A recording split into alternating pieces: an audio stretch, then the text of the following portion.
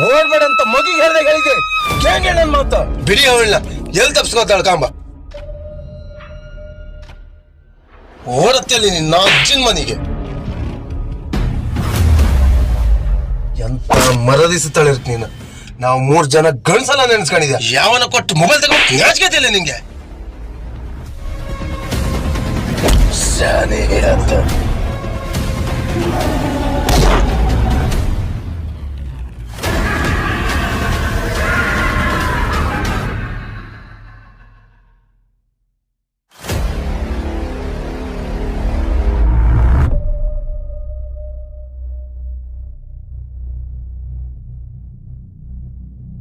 ಬೇವಸಿ ಎಂತ ಮಾಡುದು ನಾವೀಗ?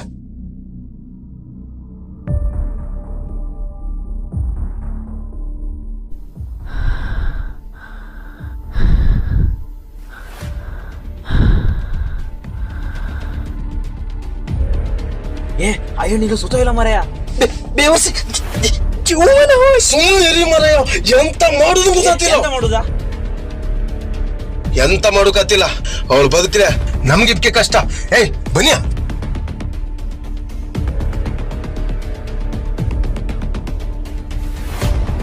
ಈ ಕಡೆ ಇದು ನಮ್ಮ 3 ಜನ ಒಳಗೆ